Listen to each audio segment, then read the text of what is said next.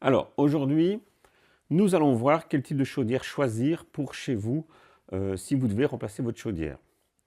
Alors il y a plusieurs types de chaudières, mais aujourd'hui on va parler des principes de fonctionnement des chaudières. Il y a premièrement des chaudières qui sont modulantes et des chaudières qui ne sont pas modulantes.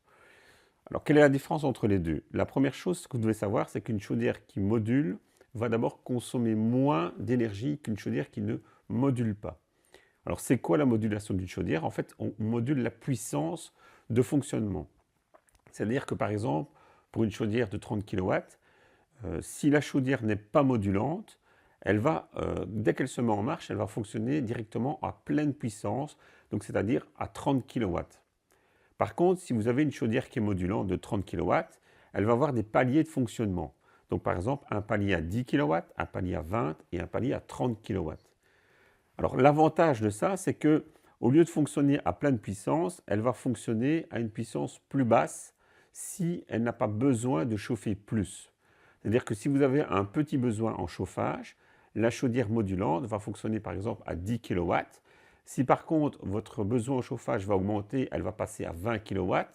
Et si vraiment elle a besoin de beaucoup chauffer, elle va passer à 30 kW. Le fait de passer de module de 10 à 20 à 30 kW, ça va permettre une économie d'énergie au niveau du fonctionnement de la chaudière. Donc il faut toujours privilégier une chaudière modulante par rapport à une chaudière qui ne l'est pas. Ensuite, il y a un deuxième type de chaudière qui sont les chaudières à condensation et les chaudières qui ne sont pas à condensation. Dans les deux types de chaudières, celle qui est le plus intéressante, c'est forcément la chaudière à condensation. La raison est toute simple, c'est parce que le rendement est plus élevé. Une chaudière à condensation, par exemple au gaz, a un rendement d'environ 105-107% au niveau du rendement de la chaudière en elle-même. Si vous prenez une chaudière normale, son rendement sera peut-être de 96, donc 96-98% de rendement. Donc on est plus ou moins à 10% de différence entre une chaudière à non-condensation à une chaudière condensation. Donc si vous devez choisir un type de chaudière, essayez de prendre une chaudière à condensation, le rendement est meilleur. Mais pour que la chaudière condense, il faudra évidemment avoir certaines conditions dans la maison et certaines conditions climatiques pour que ça fonctionne en condensation. L'avantage de certaines chaudières qui sont à condensation, c'est qu'elles peuvent repasser en non-condensation, en chaudière normale, si jamais les caractéristiques extérieures et les caractéristiques de l'habitation font qu'elle ne pourra pas condenser. En fait, pour qu'elle puisse condenser, une chaudière à condensation, elle doit travailler à basse température. Donc elle doit avoir des températures de fonctionnement de 50-60 degrés.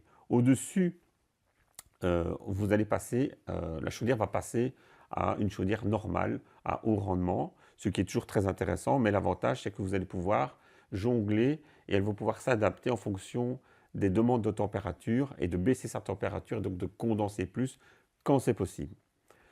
Alors, si vous arrivez à trouver une chaudière qui est à condensation et qui est modulante, c'est encore mieux. Donc il existe beaucoup de chaudières au gaz qui sont de ce type-là, chaudières condensation gaz qui modulent et qui permettent donc d'avoir les meilleurs rendements possibles en termes de chaudière. Une chaudière au mazout, en général, elle ne module pas. Elle peut condenser, mais moduler, actuellement les technologies ne permettent pas encore que ces chaudières modulent. Donc si voilà, vous devez faire un choix, si vous avez le gaz ou alors vous mettez une cuve au gaz, vous pouvez éventuellement opter pour une chaudière à gaz condensation. Alors, il y a des autres avantages au niveau des chaudières gaz condensation, c'est qu'en général, elles sont très compactes. Et donc, elles peuvent être mises dans le volume chauffé de la maison. Donc, il y a deux endroits généralement où on installe sa chaudière, c'est soit dans sa maison ou soit dans une cave ou dans un garage.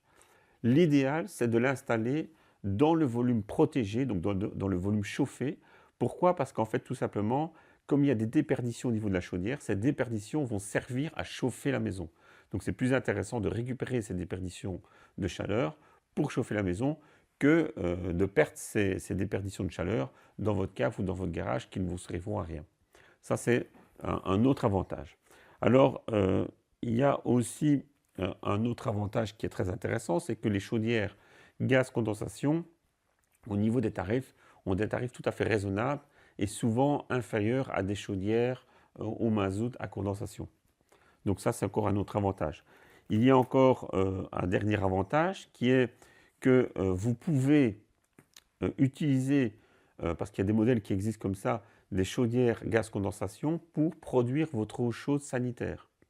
Donc ça, c'est vraiment très intéressant parce que vous n'avez qu'un seul appareil qui va produire généralement instantanément cette eau chaude sanitaire pour votre bain, votre douche, votre cuisine. Et donc, vous n'utilisez qu'un seul appareil. Pourquoi c'est intéressant? Parce qu'en fait, à l'achat, ça coûte moins cher d'acheter qu'un seul appareil que d'en acheter deux. Et quand on doit le remplacer, c'est la même chose. Il n'y en a qu'un à remplacer, pas deux appareils à remplacer. Donc voilà un petit peu tous les avantages d'une chaudière gaz condensation que je vous recommande dans la majorité des cas. Alors je ne dis pas qu'il n'y a pas des cas exceptionnels où c'est peut-être mieux de prendre autre chose, mais une chaudière gaz condensation va pouvoir s'adapter à votre système de chauffage, voilà, sans devoir le modifier. Donc ça, c'est aussi important. Donc si vous avez des radiateurs standards, voilà, vous n'avez pas besoin de changer ces radiateurs par des ventiloconvecteurs, comme ce serait le cas si vous utilisiez une pompe à chaleur. Donc vraiment, la chaudière gaz condensation a beaucoup d'avantages. Regardez chez vous si ce type de chaudière peut s'adapter et peut être utilisé, parce qu'au niveau économie d'énergie et dépenses au niveau des achats et de l'entretien, c'est beaucoup plus avantageux.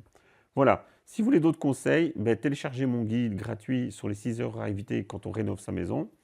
Ce guide se trouve sur cette page juste en dessous de cette vidéo et je vous dis à bientôt dans une prochaine vidéo du blog rénové.tv.